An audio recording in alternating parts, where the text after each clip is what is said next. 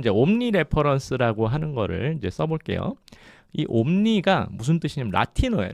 라틴어에서 모든, 전체, 전방위적인 이런 뜻을 이제 가지고 있습니다. 저도 처음에 갑자기 옴니 레퍼런스라고 해가지고 도대체 무슨 뜻인가 해서 좀 찾아봤어요. 근데 이 전방위적이란 건 뭐냐면은 이게 인물이든 제품이든 가리지 않고 우리가 레퍼런스 해줄게 라는 뜻이에요. 왜냐면 6 버전까지는 캐릭터 레퍼런스가 있어서 얼굴만 할 수 있었는데 제품 일관성을 가져갈 수가 없었잖아요. 근데 이제 요런 그 제품뿐만 아니 얼굴뿐만 아니라 제품까지 통합적으로 일관성을 해줄 수 있기 때문에, 그리고 이제 사람의 뭐 옷이나 몸 이런 것들까지도 같이 이제 같이 레퍼런스로 이제 가져가거든요. 그렇기 때문에 옴니, 그래서 전방위적으로 같이 참조해 준다라고 해서 이 옴니 레퍼런스인데, 옴니 레퍼런스가 그래도 캐릭터 레퍼런스 때보다 훨씬 더 성능이 이제 좋아졌습니다. 그래서 상당히 좀 쓰기가 괜찮아졌어요. 네, 옴니 레퍼런스를 써서 한번 활용을 해보겠습니다.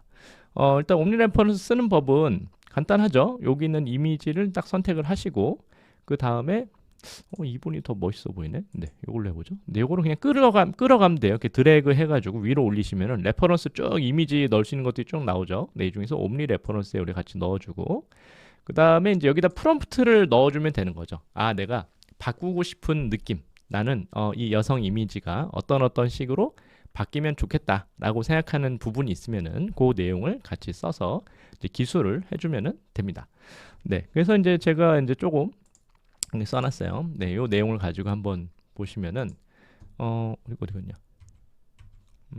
여기다. 네, 여기서 이제 번역기를 좀 같이 보면서 여러분들 바로바로 이해하시기 쉽게 볼게요. 네.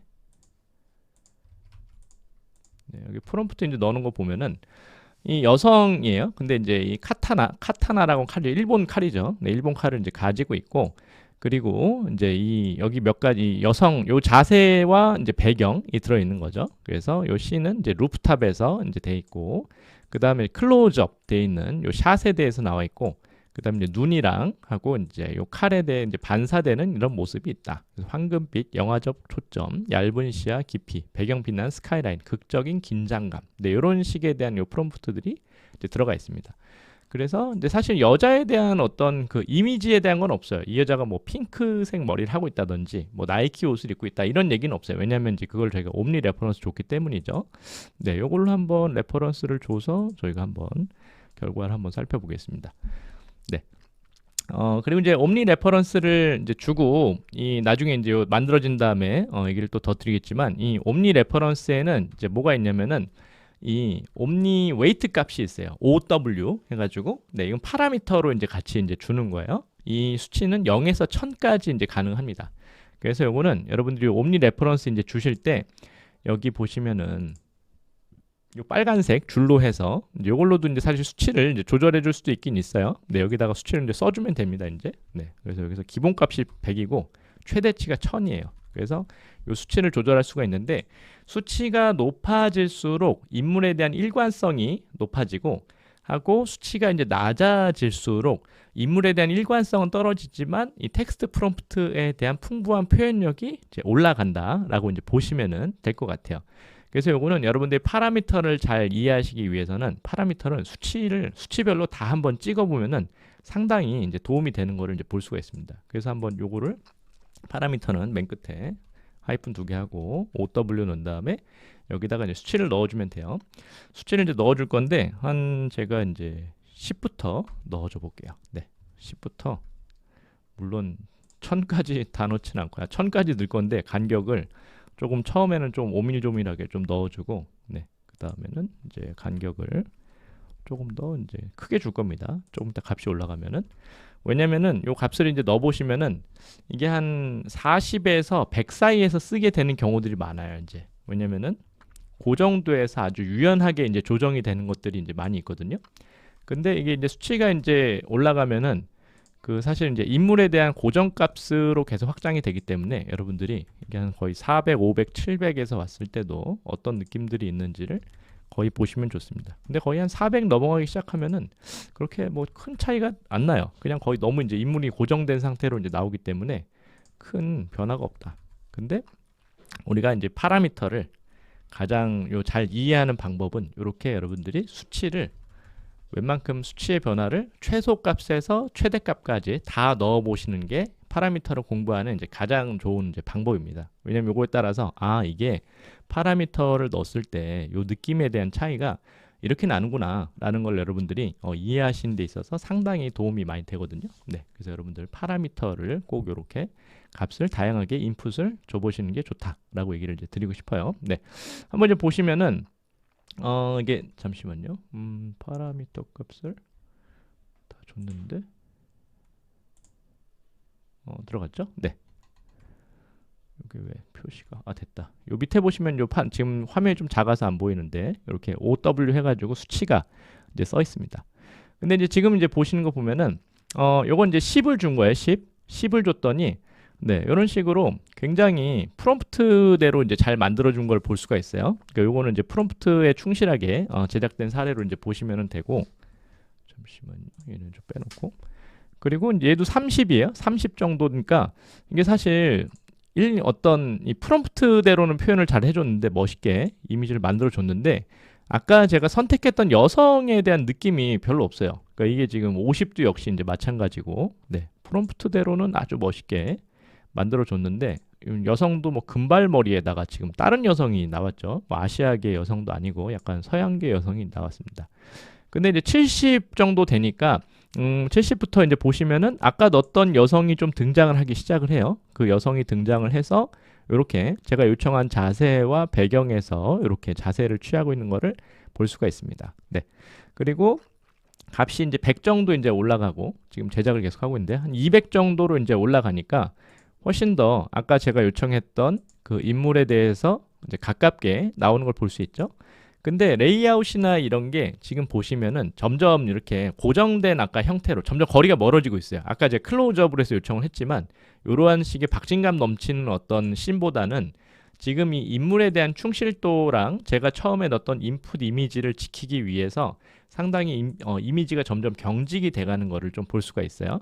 그게 지금 여기 한 200, 100 이상 나오기 시작하면은 그런 정도로 넘어가기 시작하고 지금 이제 300에서 400으로 이제 넘어갔어요. 네, 300 정도 수치 되니까 인물은 굉장히 일관성이 높아졌는데 구도나 이런 것들이 이제 300 이상부터는 거의 비슷하게 이제 나오기 시작을 합니다. 네, 그래서 거의 요건 또 500 정도, 네, 요런 형태. 네, 그리고 여기는 한 몇입니까? 네, 700. 네, 700 정도 되니까 그런 검을 막 들고 싸우려고 있는 이런 포즈, 그러니까 텍스트에 대한 부분이 상당히 약해졌어요. 그러다 보니까 그런 요청이나 이런 것보다는 배경이랑 그냥 자세 정도만 이렇게 취하고 있고 이제 1000까지 이제 오니까 인물에 대해서는 상당히 일관성 있게 뽑아내려고 노력을 한 거를 이제 볼 수가 있는데 이건 한 지금 얼마죠? 850입니다. 네, 그래서 옴니 웨이트 값을 이렇게 높게 줬더니 이런 식으로 이제 요 프롬프트에 대한 충실도는 좀 낮아지고 이미지 자체에 대한 비중이 높아지다 보니까 이미지와 인물에 대한 어떤 일관성을 지키는 데는 상당히 수치가 높게 뛰어나게 잘 나오지만 근데 이런 어떤 역동적인 자세나 어떤 구도를 만들어내는 데는 또 한계가 있습니다. 이제 그러다 보니까 요거를 이제 주로 쓰게 되는 것들은 한 40에서 제가 썼을 때 한 150 사이. 그러니까 우리가 뭔가 인물은 일관성 있게 나오면서 다양한 배경이나 동작이나 역동적인 장면들을 뽑아내야 되잖아요. 그러다 보니까 옴니 웨이트 값을 쓸 때는 한 50에서 150 사이 정도를 쓸 때가 이제 가장 많다라고 이제 보시면은 좋을 것 같아요. 그래서 이런 식으로 보통 우리가 옴니 웨이트 값을 써서 이 다양한 이미지 생성이 일관성 있는 인물을 가지고서 사용할 수 있는 게 바로 이 옴니 웨이트 값이다라고 이제 보시면은 좋을 것 같습니다.